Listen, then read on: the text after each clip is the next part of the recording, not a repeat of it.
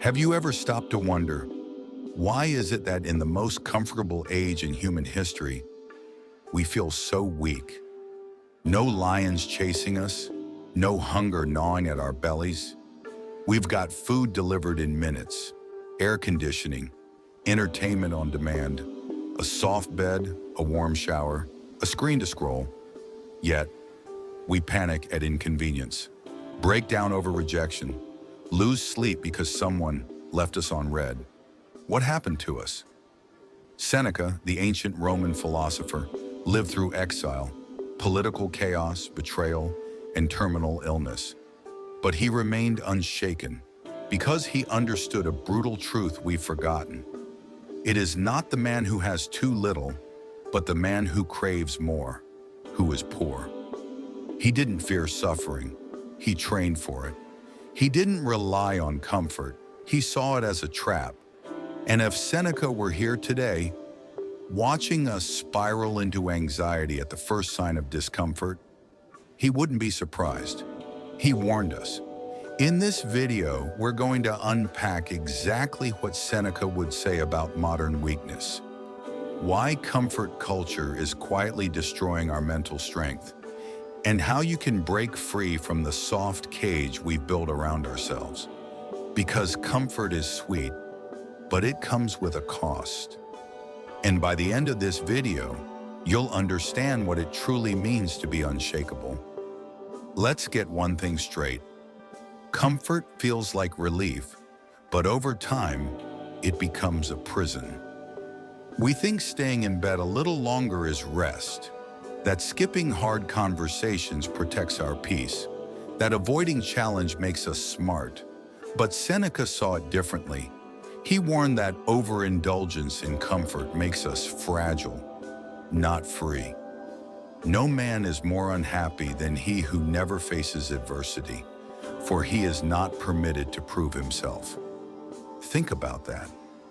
A life without resistance feels pleasant, but it strips away your strength. Just like a muscle weakens when it's never used, your courage shrinks when it's never tested. Your resilience fades when it's never required. Seneca didn't just preach this, he practiced it. He would intentionally sleep on the floor, eat only the bare minimum, wear rough clothing. Not because he enjoyed suffering, but because he knew that being ready for pain made him immune to fear. He didn't want his happiness to be tied to silk sheets or fancy meals. He wanted to be the kind of man who could lose everything and still be unshaken. Now look at us. We're told to protect our peace by cutting off anyone who disagrees with us. We chase dopamine with one more scroll, one more click, one more purchase.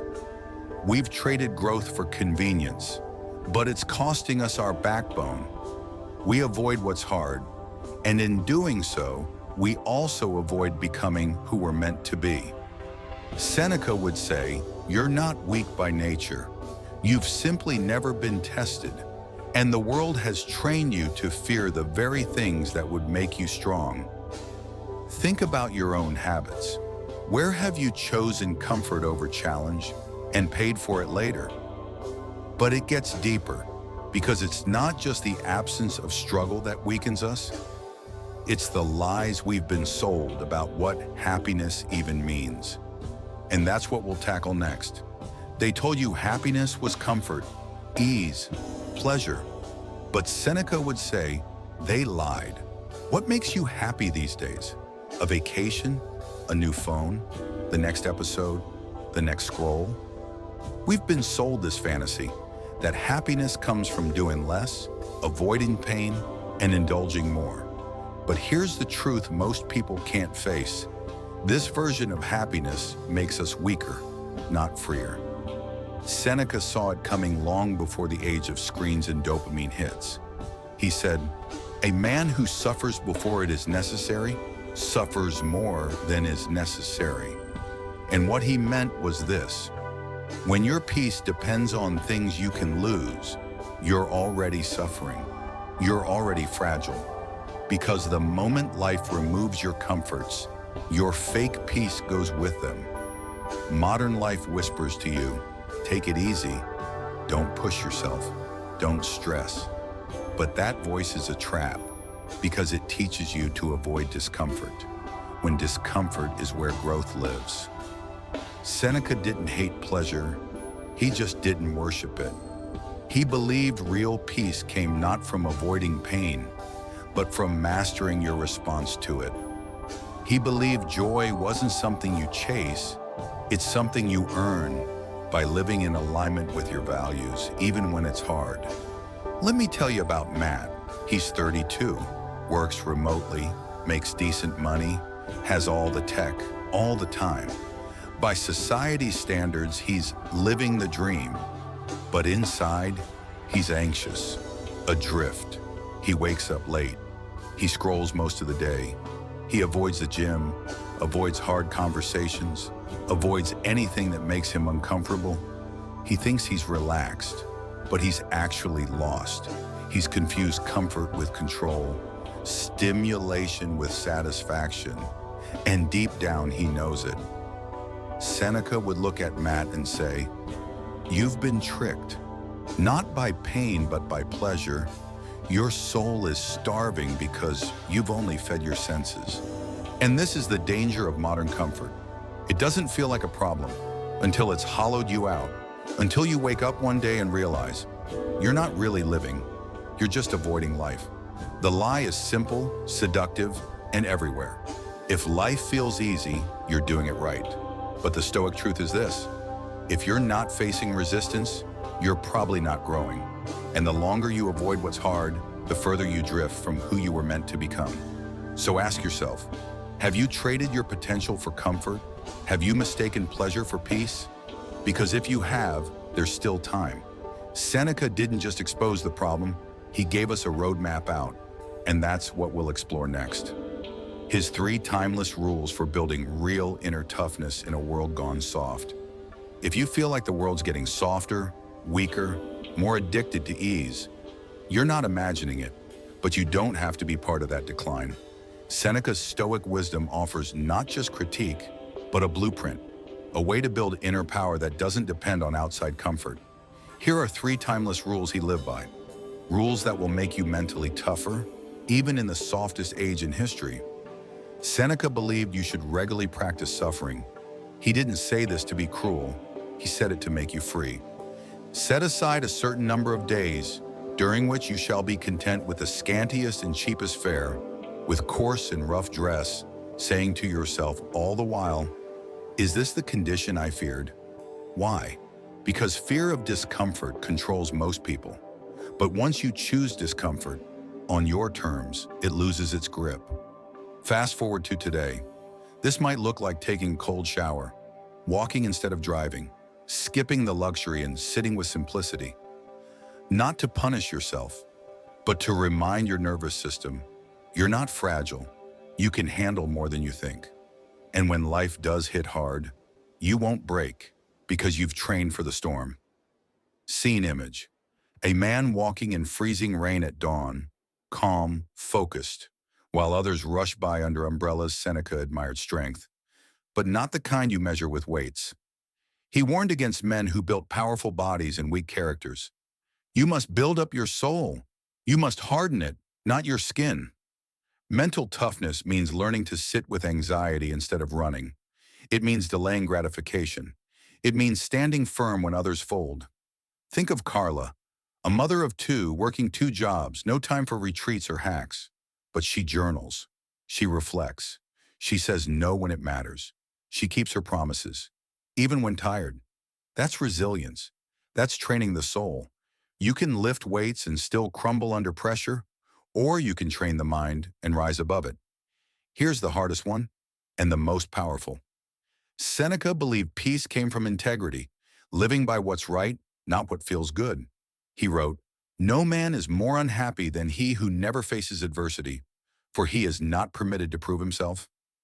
Modern life tells you to follow your feelings, but feelings are unstable. Values are not. You don't build grit by reacting. You build it by choosing what's right when it's inconvenient, when no one's watching, when comfort begs you to quit. Think of this like emotional weightlifting. Every time you choose principle over impulse, you grow stronger, clearer, more dangerous in the best way. Together, these three rules form a code. They aren't flashy, they aren't popular, but they work. Train discomfort, build the mind, choose principle. In a world drowning in ease and noise, this is your edge. Try just one of these rules this week. Even one day of discomfort, discipline, or clarity can snap you out of the fog. But there's one final piece Seneca teaches us, one truth that ties it all together. It's not just about surviving hardship. It's about finding freedom through it. And that's what we'll unpack next. You've learned Seneca's three rules for building mental toughness. Train discomfort, strengthen the mind, and live by principle. But here's the real question. Why does it matter? Why put yourself through the struggle? Why endure the discomfort? Because freedom isn't found in comfort. It's found in the ability to stand firm when the world around you bends. Seneca wasn't just about avoiding weakness. He was about embracing strength, real strength, the kind that comes from within. When you live by these Stoic principles, you start to realize something profound. The struggles you face aren't obstacles. They're opportunities to define yourself, to decide who you truly are, regardless of circumstances. You are not a victim to your feelings. You are not a slave to your comfort. Every challenge you face is a chance to become the person you were always meant to be. Stronger, clearer, more resilient. Let me take you back to Matt, the one who was adrift in comfort. Imagine if, instead of avoiding the hard stuff, he decided to step into it. What if he chose to wake up earlier, to push through the anxiety, to choose discomfort even when the world told him to relax? What if, instead of looking for another distraction, he faced his fear, his boredom, his self-doubt, head on? It's hard to imagine, right? Because it would be uncomfortable. But that discomfort would lead him to a life of growth, a life where he no longer feels hollow and lost, a life where he is in control. This is the power of Seneca's teachings. They aren't just words on paper. They're a call to action, a challenge to step into discomfort and embrace a life of true happiness. And here's the thing, you don't have to do it all at once. Just start. Take that first step. Take one cold shower. Write one page of reflection. Make one tough decision. And from there, it gets easier and you get stronger. So are you ready to choose strength over comfort? To step into the challenge, even when it feels hard? If you are, then take action. Start living like a Stoic. Start today. Don't wait for tomorrow. And if this video spoke to you, if Seneca's wisdom resonated with your soul, make sure to like, comment, and share this video. Join the conversation and let me know how you're putting these principles into action in your life. Because real freedom comes from within, and the choice is always yours.